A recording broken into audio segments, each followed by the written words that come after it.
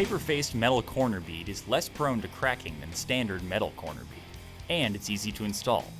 Here's how. Cut corner bead to length using metal snips. On corners that go down to the floor, the bead should sit a ½ inch above the floor to prevent cracks from structural settling.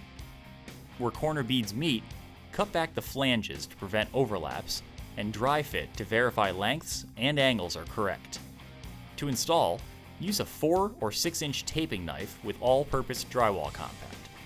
To apply, hold the knife nearly flat and use a slight, consistent pressure to get an even coat.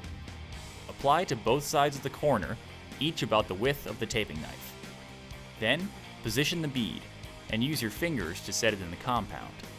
Next, follow up with the taping knife and apply gentle pressure to set the edges of the paper into the compound.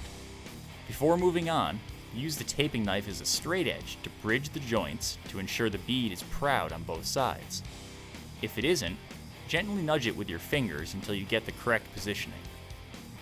Once positioned, hold the knife at a 45-degree angle as you swipe along the paper to fully set the bead, squeeze out extra compound, and remove air pockets.